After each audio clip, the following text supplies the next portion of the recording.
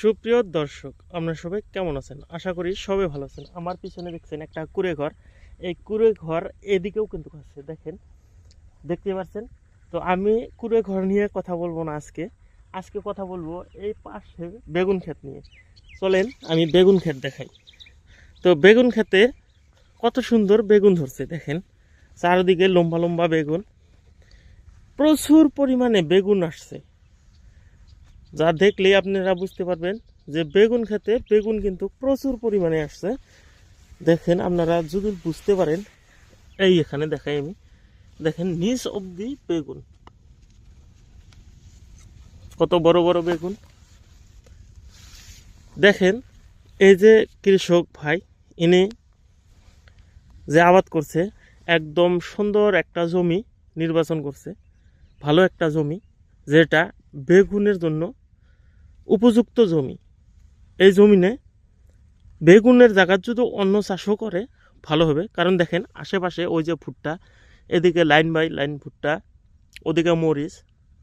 তো বর্তমানের যত কৃষি আছে, এই কৃষিগুলা, এই ক্ষেতগুলাতে প্রচুর পরিমাণে ফলন হয়, যার জন্যে এই ক্ষেতটাতেও বেগুন উৎপাদন করছে। দেখেন, বাকি সবজির থেকে আপনি বেগুনের লাভটা বেশি হবে।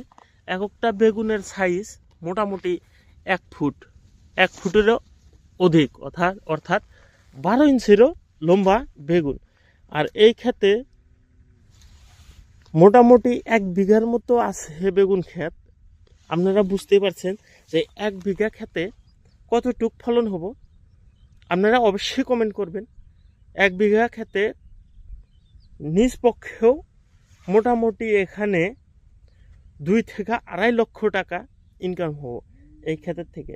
তো বেগুন খেতে কিন্তু প্রচুর লাভ, কিন্তু এখানে সমস্যা একটা আছে। বেগুন খেতে সব সময় আপনার পোকা ছুঁয়ে, এই দেখেন, আপনারা যদি দেখতে পারেন, দেখেন দেখাইছি, এগুলা সব বেগুন যে পড়ে আছে, এগুলো কিন্তু পোকায় খাওয়ার জন্য এখানে ফেলে রাখছে এই ঘরালা বা এই কুড়ে ঘরালা। দেখেন উপরে কিন্তু লাউয়ের শাক লাগিয়ে দিছে, দেখতে খুব অসাধারণ। কুড়ে ঘরটা যদি আমি পিছন থেকে দেখাই সম্পূর্ণ দেখা যাব। এই দেখেন এত সুন্দর একটা কুড়ে ঘর, সাথে এই বেগুনের চাষ করছে। এই জায়গাতে আমি একটা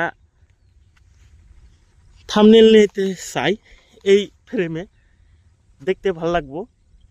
হ্যাঁ, এই জায়গাতে আপনার বেগুন ক্ষেত দেখে আমার মন ভরে গেল।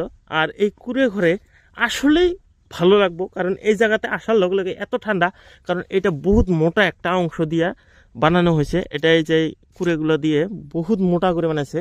আসলে এগুলা কুড়ে না, এটা আমাদের ভাষায় বলি আমরা হোলা। এই হোলা দিয়ে বানানো হয়েছে। দেখেন বাগুনগুলা সাইজ দেখলে মাটির সাথে লাগে আছে। আপনারা যদি দেখেন মাটির সাথে এত সুন্দর বাগুন, আমি এই গাছটা তোলা করব।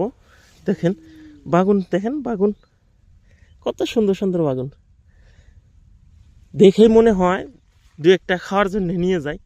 আর এইদিকে একই আলের সাথে দেখেন কতগুলা, এই আপনার এটা কি কয়, ভুট্টা। ভুট্টা দেখাত কিন্তু দেখার মতো হয়েছে, এত সুন্দর ভুট্টা হয় না। আসলে মাটির গুণাগুণ ভালো থাকলে এই ধরনের ভুট্টা হয়।